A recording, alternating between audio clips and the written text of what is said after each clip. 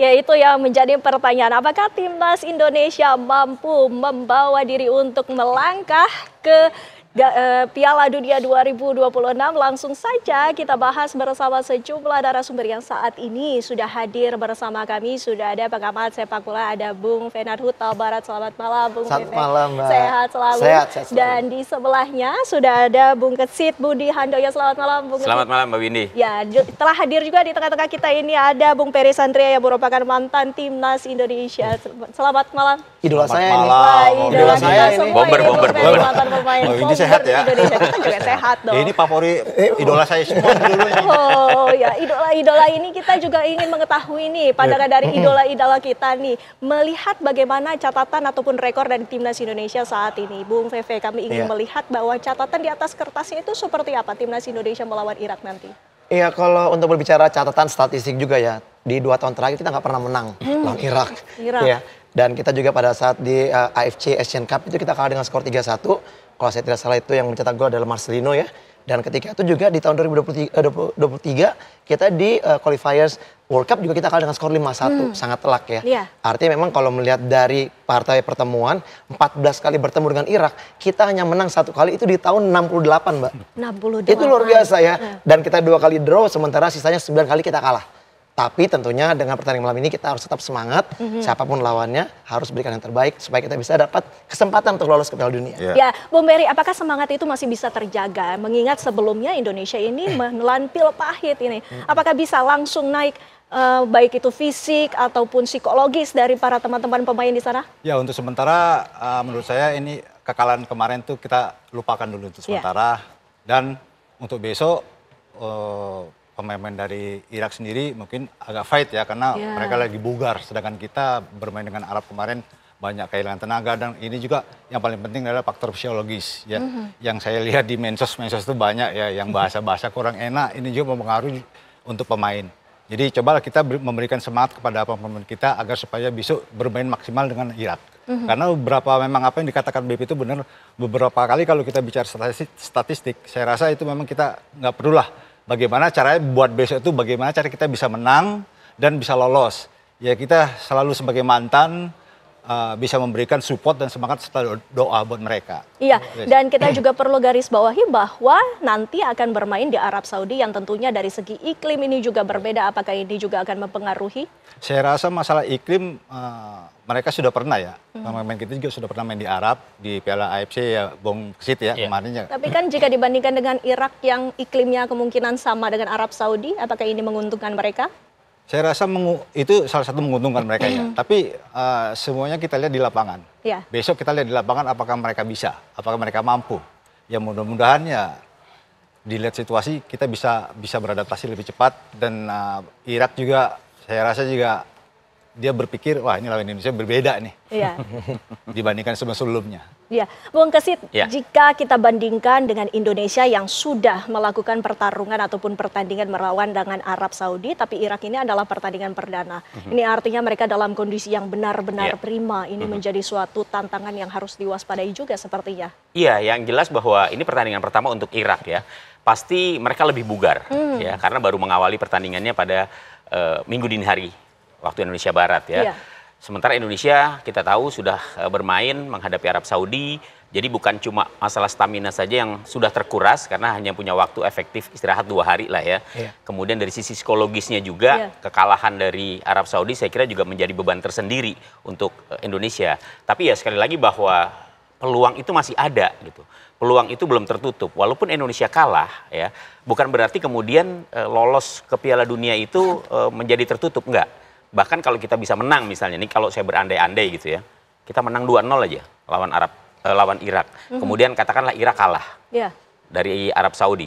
Kita lolos ke round ke-5 sebagai peringkat kedua. Tapi kalau misalnya Indonesia menang 2-0, katakanlah Irak memukul Arab 1-0 aja.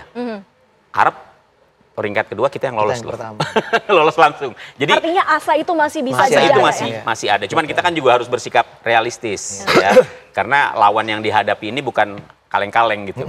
Ini Irak yang tadi VV bilang, kita 3 kali pertemuan terakhir itu nggak pernah menang. Bahkan golnya selalu di atas 2 ya.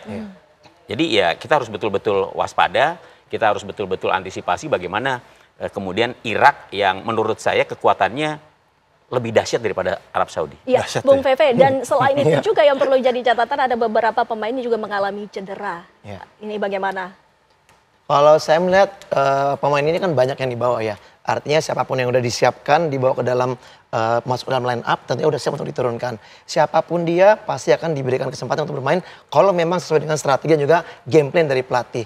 Jadi kalau saya melihat di sini seperti dari awal kita dapat rumor bahwa Martin Paes tidak bisa bermain karena cedera itu segala macam. Iya. Nyatanya dia main sangat luar biasa. Iya, betul. Nah, kemarin di kondisi kemarin saya tidak melihat juga banyak pemain yang mengalami cedera yang secara signifikan membuat tidak bisa main. Tapi kalau saya melihat justru malah bukan masalah ke pemain yang cedera, tapi bagaimana pemilihan pemain untuk sesuai dengan strategi dan juga untuk kontra strategi melawan Irak nanti. Jangan sampai lagi ada salah-salah pemain ditempatkan dari awal yang nyatanya tidak bisa berkembang dalam permainan. Itu yang kita harap. Semoga nanti pada saat pemilihan pemain tepat apa yang dilakukan oleh para pelatih dan mereka bisa berkontribusi bagus untuk dalam permainan tim. Iya, mungkin seperti itu. Memang seperti itu. Ada beberapa pemain yang sedianya berada di posisi tertentu, namun pada keputusan dari Patrick Kluivert ini ada beberapa yang mungkin tidak pas untuk kekuatan mereka. Posisinya sebenarnya pas, tapi pemilihan pemainnya nggak pas kalau menurut saya. Ya jujur aja, kemarin ada 2 pemain yang menurut saya dan mungkin juga masyarakat sepak bola Indonesia ya, itu menjadi sorotan. Mark Klok dan juga Beckham Putra. Bawa form ya. Di underperform dia, tidak berada dalam situasi yang pas menurut saya ya. Jadi sepanjang pertandingan juga kita tidak melihat kontribusinya dia, bahkan Markov beberapa kali melakukan kesalahan gitu ya. Ada juga Yakob Sayuri yang juga mendapatkan sorotan. Tapi kalau Yakob Sayuri saya pikir lebih kepada keterlambatan pelatih menarik dia keluar ketika beberapa kali pemain-pemain Arab Saudi itu begitu mudah menerobos dari sektor kanan yang ditempati oleh Yakob Sayuri. Memang naluri bertahan Yakob Sayuri tidak bagus gitu ya. Dia naluri menyerangnya yang sangat kuat. Mungkin kita terpesona ketika melawan Lebanon. Lebanon ya pada saat FIFA Matchday ya. Itu ya luar biasa memang. Tapi ketika dia harus bertahan, dia harus menahan gempuran pemain-pemain Arab Saudi, ternyata nggak bisa gitu. Jadi lebih kepada itu kalau Yakob Sayuri. Tapi kalau Mark Klok dan Beckham Putra memang ya harus kita akui mereka underperform. Ya, Bung Feve, dari segi formasi sendiri banyak ini netizen ataupun yang warganet yang ramai ini membahas masalah formasi. Ada yang bilang yang cocok adalah 4-3-2-1, ada yang 3 di lini belakang. Mungkin nanti akan dibahas lebih dalam lagi kita penasaran ini. Pemirsa, nanti akan kami bahas sesaat lagi. Kita lanjutkan perbincangan kami, pemirsa. Bung Feve melanjutkan tadi yang kita sempat tanyakan. Ini ramai ternyata di media sosial. Perdebatan adalah 4-2-3-1 ataupun adanya 3-4-3. Adanya kenapa Rizky Ridho tidak dimainkan dari awal. Ini ramai sekali, bagaimana? Ya kalau saya melihat memang kemarin dengan putusan 4-2-3-1 sih sebenarnya sah-sah aja. Ini memang mungkin pelatih punya game plan sendiri. Tapi kalau tadi kita juga bahas sama-sama bahwa memang penempatan pemain yang kurang tepat ya. Karena kalau kita lihat memang dengan posisi seperti itu, itulah yang dimainkan pada saat FIFA Matchday lawan Lebanon. Jadi artinya pada saat lawan Lebanon memang udah ada bayangan nih strategi apa yang dimainkan lawan Arab. Karena kalau kita bicara Lebanon, Arab Saudi, Irak kan mungkin hampir serumpun ya, cara bermainnya hampir sama. Cuman kan dari segi peringkat jauh berbeda. Sepertinya kita kayak superior karena kita menguasai bola lebih banyak dan itu pun kita nggak bisa bikin gol ya kan dengan skor 0-0. Nah kalau saya melihat nanti dengan apapun strateginya tentunya pelatih yang lebih tahu untuk kontra strategi melawan Irak. Tapi kalau buat saya pribadi sebenarnya dengan cara-cara pelatih sebelumnya yang mungkin lebih pragmatis, dia tahu kekuatan lawannya, bermain mungkin lebih defense dulu dengan 5-4-1. Nah nanti berubah pada saat mungkin kita harus perlu poin atau perlu gol, kita berubah jadi 4-3-2-1. Itu sebenarnya sah saja. Tapi setelah kita ketinggalan, itu nyatanya tidak pernah kelihatan ada perubahan dalam game plan dan juga strategi permainan. Itu mungkin yang menurut saya yang agak sedikit kurang ya. Bahkan juga pergantian pemain babak kedua juga yang nyatanya kalau saya pas nonton ya, saya melihat mungkin babak kedua itu harusnya ada 3 pemain yang diganti. Tapi kenapa cuma Beckham aja yang ditarik keluar dan Eliano dimainkan. Nah ini kan menurut saya kan agak sedikit ini ya, nggak habis pikir dengan begitu banyaknya tim analisa. Tapi yang diganti cuma 1. Iya, Bung Peri, ini kan artinya jika kita ambil garis besarnya adalah seharusnya ada bertahan terlebih dahulu sebelum menyerang. Tapi ini kan kondisinya adalah Indonesia ini harus mengumpulkan poin sebanyak-banyaknya ataupun mengumpulkan gol sebanyak-banyaknya. Ini bagaimana? Ini saya teruskan pembicaraan BP tadi masalah formasi ya. Sebenarnya juga formasi buat kami ini juga nggak ada masalah. Cuma masalahnya itu penempatan pemainnya ini yang salah gitu. Saya rasa kalau kemarin kalau dibilang ada formasi 4-2-3-1, Tapi kalau dikatakan 4-2-3-1, kenapa wingback sayap ini kok tidak ada bantu untuk dia dari wing atau menyerang bantu, nggak ada sama sekali, mati. Ya di sini saya rasa kembali lagi formasi ke zamannya pelatih yang lama. Kalau saya pribadi, saya suka 3-4-3. Karena apa? Di sini sudah kelihatan untuk pertahanan kita tuh kokoh. Ya, ada Rizky, ada Abner sama Jai, ini udah sehati, chemistry udah ketemu. Nah kemarin oke lah pakai 4 back itu sih sah-sah aja, ya kan. Namanya pelatih kan sah-sah aja. Tapi menurut saya 3 ini kalau bisa jangan diganti, ya kan. Di situ kan nanti ada Kevin Dix, ada Verdong, mudah-mudahan bisa main ya BP ya, iya. Mas ya. Iya. Kayaknya sudah dapat perintah. Udah dapat perintah BP ya. Saya belum dapat infonya itu. Pokoknya main ya. Kalau menurut saya ini susunan untuk besok, ini firasat saya kalau bisa mau menang, kalau mudah-mudahan bisa menang banyak. Ada 3 di tengah situ, ada Tom Haya, ada Pelem Pesi, ada Ricky Kambuaya yang punya tenaga badak. Saya rasa mungkin jantungnya 2 kali ini orang. Jantungnya 2, nggak ada capeknya. Dan di depan ini sebenarnya kita punya pemain penyerang depan, penyerang menakutkan nih. Ini penyerang haus gol semua nih. Ada Meliano Jonathan, ada Orat Mangun. Ini Orat Mangun udah lama nggak dimainkan ya PP ya, Betul. ya Mas ya? Iya, cedera kan dia. Cedera ya, mudah-mudahan besok beliau bisa main. Ini kita punya 3 penyerang ini bagus. Karena apa? Di sini kita juga pemain kita punya kecepatan, dan untuk game plan juga kita bagus semua ya PP ya. Iya. Kalau kita punya Meliano Jonathan yang punya kecepatan, punya juga Orat Mangun yang juga punya kecepatan, dan Oli juga punya naluri golnya bagus, dan di sini juga satu profesor juga bagus. Tom Haye. Ini kita harapkan kemarin. Kenapa kemarin dia kok nggak main itu yang kita harapkan itu loh. Dia nggak dengar. Ya, mungkin kita nggak dapat info. Betul. Mungkin sedikit saya tambahkan dikit ya yang dikatakan oleh Bang Peri ya. Mungkin Orat Mangun main kemarin, cuman tidak dalam posisinya. Dia bermain di depan sebagai seperti kayak false nine. Nah, ketika pada saat ada perubahan pergantian, pada saat Beckham ditarik keluar, itu saya agak sedikit bingung kenapa bukan justru malah Orat Mangun yang digeser ke sana, masukkanlah seorang striker gitu kan ya. Mungkin itu lebih kelihatan karena kita sama sekali nggak punya striker seperti dulu eranya Bang Peri Sandria. Kalau yang saya lihat di formasi 3-4-3 ini bagus pada saat kita punya bertahan untuk menyerang itu bagus. Counter attack. Kenapa? Kalau zamannya pelatih sebelumnya, sesudahnya itu Sintayong, untuk bertahan bagus memang kurang efektif untuk menyerang. Tapi ini kan sekarang pelatih penyerang. Ya kan ini sudah harus meracik bagaimana kita punya pertahanan bagus, menyerangnya harus bagaimana. Ya, gitu. Harapannya juga kita sebenarnya satu, ingin Indonesia untuk menang. Tapi kita akan tanyakan kepada masyarakat nih, bagaimana nih menurut mereka dari evaluasi kemarin dan juga harapannya ke depan. Kita akan tanyakan kepada reporter kami, Yasmin Rahmadi, yang berada di Bilangan Kuningan, Jakarta. Silakan Yasmin. Ya, selamat malam Windy Wellingtonia dan juga pemirsa. Benar sekali bahwa malam hari ini Timnas Indonesia ataupun yang kita kenal sebagai skuad Garuda ini akan menghadapi Timnas Irak yang merupakan bagian dari kualifikasi Piala Dunia 2026 round keempat zona Asia. Dan tentunya ini akan menarik sekali untuk kita lihat Windy dan juga pemirsa. Nanti pertandingan ini akan digelar di Stadion King Abdullah Sport Center, Jeddah, Arab Saudi pada pukul 2.30 dini hari nanti atau pada Minggu dini hari nanti.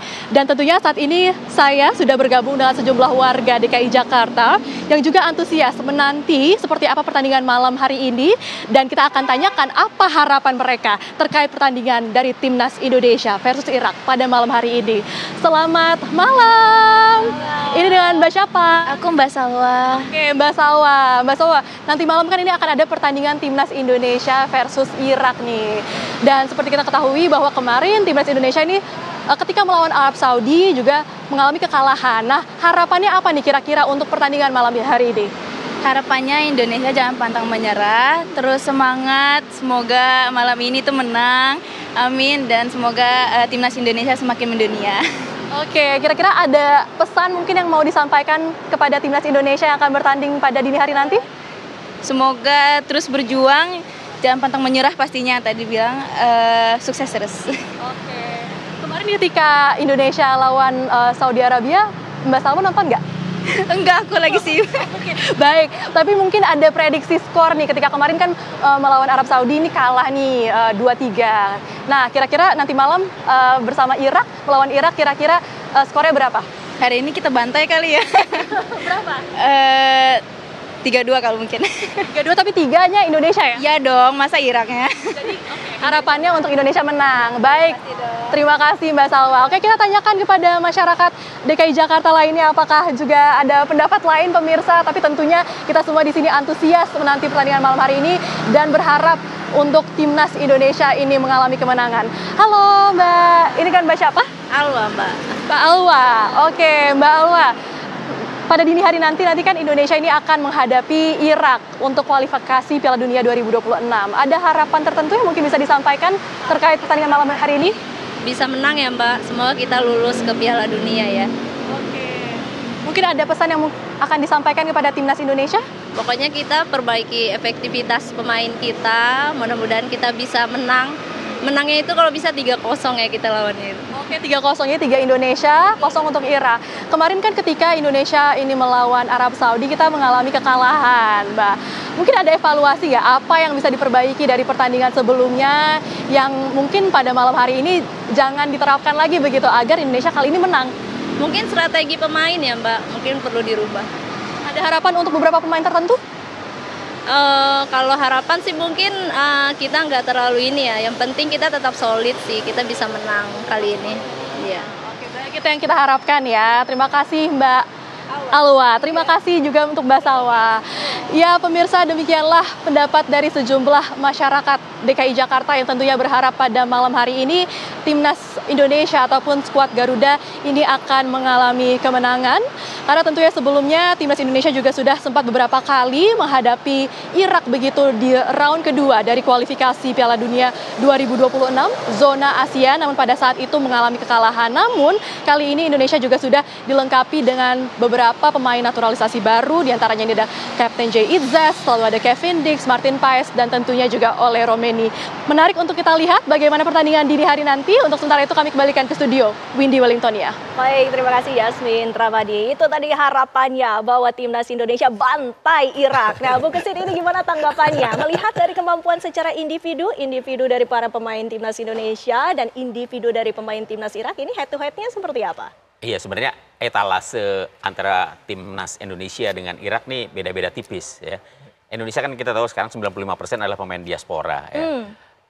Irak juga sebenarnya 17 pemain mereka juga merumput di liga-liga Eropa ya. Banyak yang bermain di Liga Norwegia, di Denmark juga ada, di Republik Ceko ada, di Inggris juga ada, di Belgia juga ada, termasuk ada juga di Belanda yang satu klub dengan Miliano Jonathan itu ada gelandang mereka usianya 22 tahun. Satu dari Indonesia. Zidane Iqbal. Satu dari Indonesia. Putros. Ada juga yang main di Persib Bandung, pemain belakang mereka ya. Itu temannya Beckham Putra yang kemarin ramai diperbincangkan gitu ya. Jadi kalau kita bicara kekuatan dari masing-masing tim, ya kalau melihat dari formasi yang ada ya, sebenarnya sama-sama kok nih, mereka sama-sama merumput di Eropa gitu ya. Tinggal sekarang adalah bagaimana sebenarnya mentalitas yang menurut saya sih harus ditingkatkan gitu ya. Indonesia baru saja kalah, artinya boleh jadi secara psikologis para pemain pasti lebih terbebani gitu ya.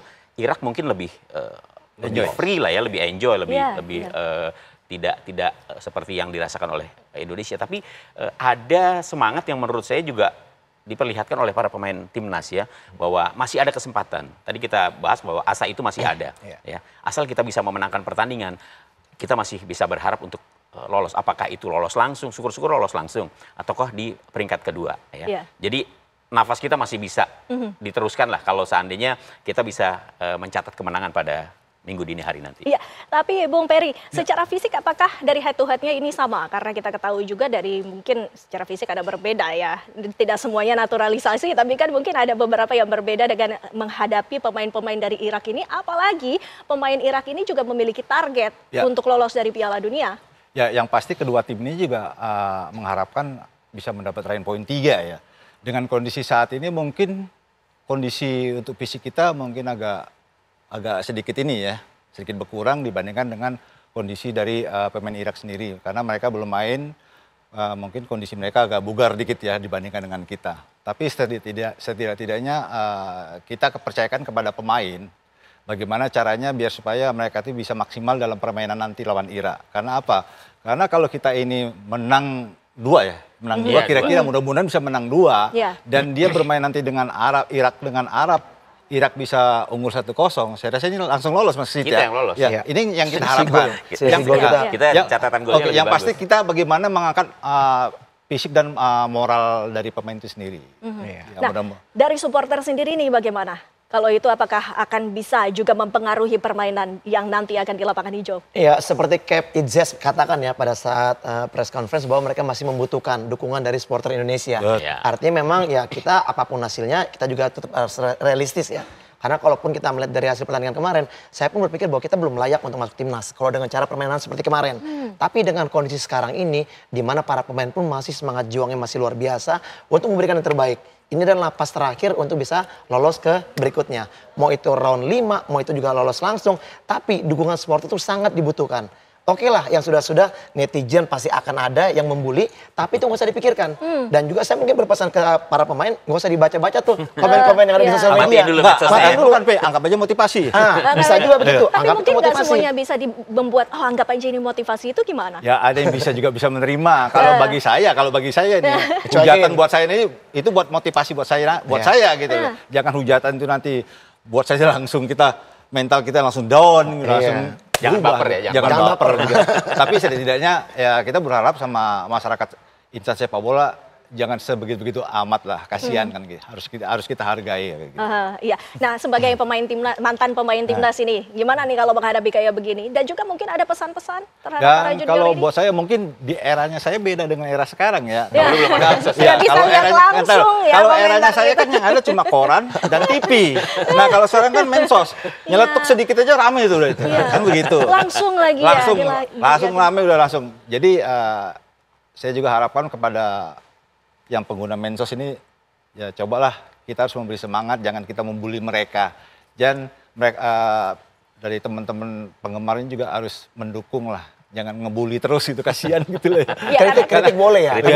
Kritik boleh membangun lah. Kasihan lah gitu, harus dihargai pemain ini gitu. Karena apa? Kita juga pemain-pemain ini juga ngebela negara. Artinya asa itu masih ada, harapan masih ada. Jangan langsung mengkritik, jangan langsung menyerah. Kita masih harus optimis. Kita akan membahasnya lebih lengkap lagi pemirsa selepas jeda pariwara berikut ini. Koran sama majalah.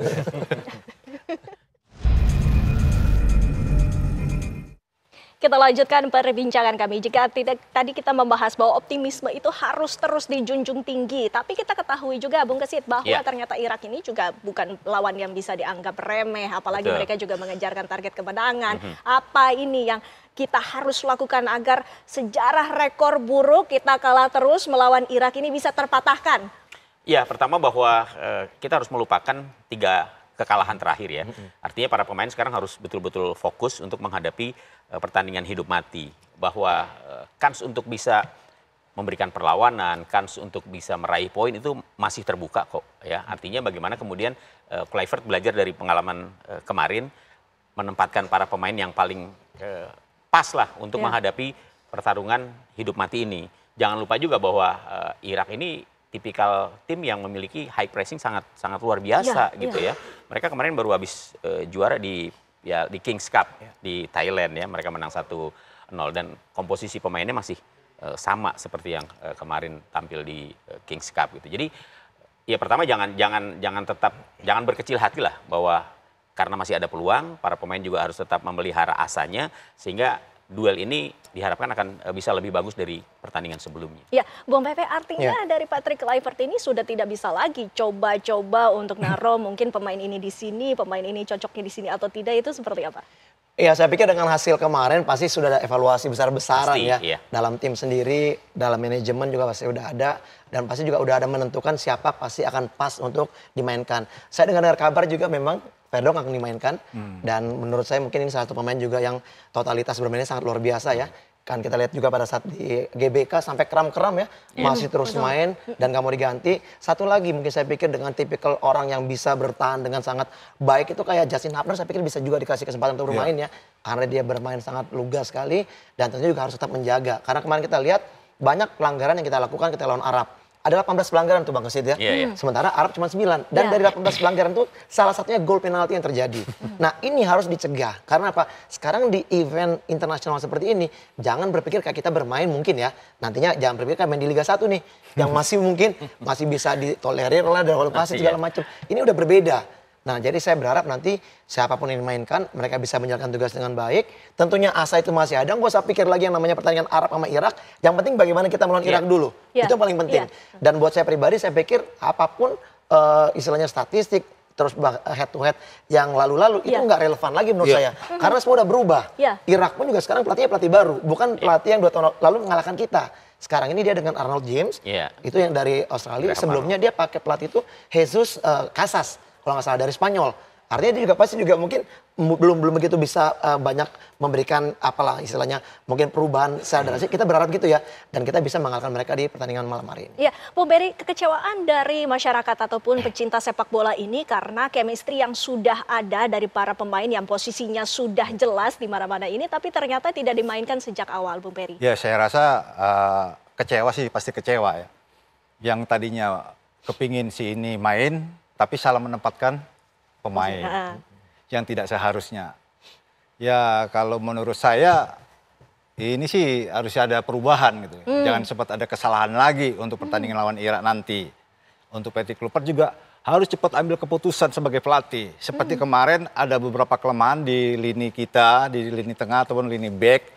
Ini dia juga harus bisa cepat ambil keputusan, harus diganti. Ya, saya lihat sudah lewat menit 60 masih belum diganti. Ya, begitu ada pergantian pada menit ke berapa? 64 ya. Masalah Ole dengan Tom Haye. Dan di situ kita bisa lihat kualitas. Ya, di situ ada perubahan permainan. Banyak kali beberapa peluang yang udah tercipta di situ EBP ya. Cuma memang tidak bisa diselesaikan. Ya mudah-mudahan saya berharap mungkin juga masyarakat pecinta bola di Indonesia juga berharap bisa lawan Irak ini bisa menang lah. Yang pasti kita masih punya asa, meskipun kemungkinan kecil itu kesempatan ada, tapi kita harus berusaha, kita berdoa buat mereka. Ya, dari sudut pemain sendiri, mungkin Bung Peri bisa memberikan pengalamannya. Apabila terjadi kejadian seperti ini, ditempatkan di pemain yang tidak benar, tidak tepat, dan juga tidak dimainkan sejak awal, padahal bisa memberikan 100 ataupun 200% di lapangan ini seperti apa? Ya, harusnya seperti pengalaman kita. Kalau emang kita fit 100%, tapi kita nggak dimainin, ada masalah apa ini kan? Ya kita harus langsung aja ngomong. Ya, karena apa? Karena ini demi tim, bukan personal kan gitu. Kalau bicara personal itu bahaya. Di dalam tim ini bicara personal itu bahaya. Kita kerja sama tim, kalah ya untuk semua, ya menang untuk semua juga, kan begitu. Yang penting bagaimana kita menciptakan suasana tim itu enjoy, ya meskipun tekanan itu ada, beban itu ada, kita tetap enjoy. Kenapa? Satu, begitu masuk lapangan, mudah-mudahan mereka-mereka ini tidak punya beban untuk melawan Irak nanti. Iya, baik Bu Feve, apakah timnas Indonesia ini punya pemain-pemain yang bisa dijadikan sebagai kartu as nggak sih untuk menghadapi Irak nanti? Iya, mungkin tadi yang dikatakan oleh Bang Peri tepat sekali ya. Kita pada saat bermain melawan Arab itu kita nggak punya target man ya. Kita nggak punya target man yang kuat dalam penguasaan bola juga berduel di depan. Ketika pada saat Ole dimainkan, dia berapa kali mengganggu pemain pertahanan daripada Arab. Sehingga akhirnya yang kesalahan yang penalti yang kedua itu kan karena dia melakukan pressure. Akhirnya ada handsball di sana. Nah ini kita nggak punya. Di babak pertama bahkan memasuki ke menit 60-an itu. Dan kita tidak memainkan seorang striker murni. Nah mungkin dengan apa yang sudah terjadi ini, pasti akan ada perubahan oleh Kluivert. Mau Rozistra sebagai seorang striker murni, ataupun Ole nanti yang akan dimainkan, siapapun itu yang penting kita harus pakai seorang striker murni. Artinya untuk target. Selain dari penyerang, siapa nama-nama yang mungkin memang pantas untuk dijadikan sebagai algojo dan juga untuk menjadi tembok pertahanan, ini siapa nama-namanya? Ya kalau bicara Kluivert lah ya, oke lah kita kembali kepada formasi kesukaan dia, 4-3-3 lah ya, walaupun nanti mungkin bisa 4-2-3-1 ya. Saya masih melihat kalau Calvin Verdong main, ini kabar bagus buat timnas ya. Verdong, kemudian mungkin Rizky Ridho bisa menjadi opsi ya. Dia berduet dengan Jay Itzes. Kemudian Kevin Dix digeser ke kanan. Ya, Yakob mungkin harus menepi dulu begitu ya. Mungkin bisa jadi juga nggak masuk DSP juga. Kemudian di tengah ya, ini kan Irak adalah tadi saya bilang dia memiliki tipikal yang high pressing. Ya, pemain-pemainnya itu pressingnya sangat luar biasa. Boleh jadi di tengah kita butuh 2 gelandang bertahan. Ya, di situ ada Joe Pelopesi. Ada Nathan, mungkin Nathan bisa dicoba. Kemudian Tom Haye, agak ke depan sedikit. Nah, di kanannya Miliano Jonathan saya pikir masih boleh lah ya. Ole Romeni kemarin kita lihat dia penampilannya sudah begitu menggoda kok. Bahkan saya melihat dia seperti tidak habis cedera gitu ya. Dia seperti tidak ada masalah apa-apa ya, mainnya lepas. Kemudian di kiri mungkin bisa Ragnar Ortmann. ya. Atau Dean James ya. Atau Dean James. Ya. Jadi saya pikir mau 4-3-3 atau 3-4-3 nggak ada masalah. Yang penting adalah bagaimana Indonesia bisa memenangkan duel ini dan menempatkan pemain-pemain yang betul-betul pas di posisinya. Jangan coba-coba lagi. Jangan coba-coba lagi. Harapannya tentu kita inginkan agar timnas Indonesia ini menang, tapi jika kita bahas masalah realistisnya, ini kira-kira skornya berapa-berapa, Bapak-bapak? Ini yang susah nih. Ini yang susah. Kalau buat saya pribadi ya, mau menang 1-0 pun saya pikir itu udah yang terbaik ya. Tapi ya kalau emang diberikan kesempatan sama yang di atas menangnya 2, itu lebih baik lagi. Kita kan bisa berharap ya. Tapi bagaimanapun juga di dalam lapangan kita tahu bahwa Irak ini bukan tim yang gampang untuk dikalahkan. Mereka juga pengen lolos juga karena mereka baru 1 kali doang nih lolos Piala Dunia. Di tahun 86 kalau tidak salah ya. Di Meksiko. Dan itu mereka gagal di fase grup ya Bang ya. Jadi juru kunci. Tapi pasti mereka akan ingin juga lolos ya. Jadi saya pikir berapapun hasilnya yang penting kita menang. Ya, Bang Gesit. Ya, lagi-lagi bahwa ini bukan pertandingan yang mudah ya. Pertandingan tadi kita katakan pertandingan hidup mati. Irak adalah lawan yang tangguh. Dia belum main ya. Mereka baru akan mengawali pertandingannya pada malam hari ini. Tapi optimisme kan harus terus diapungkan ya. Saya berharap menangnya sih nggak usah banyak-banyak gitu ya. 1-0 juga cukup gitu. Sama juga ya. Tapi kalau kita bisa 2-0 itu lebih bagus. Tapi kita berharap nanti Irak ya menang lawan Saudi tapi 1-0 aja gitu. Jadi kita bisa lolos langsung. Ya meskipun pertandingan ini berat nanti, ya, tetap kita harus berusaha kali ya.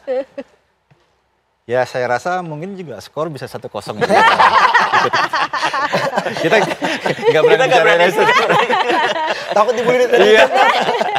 Yang penting kita berharap bahwa timnas Indonesia walaupun menang tipis tidak apa-apa. Yang penting kita harapkan menang. Dewi Fortuna itu ada bersama kita semua. Amin. Terima kasih Bapak-bapak sudah hadir bersama kami di Apa Kabar Indonesia Malam. Dan pemirsa kami masih akan menghadirkan sejumlah informasi lainnya selepas jeda pariwara berikut ini. Tetaplah bersama kami.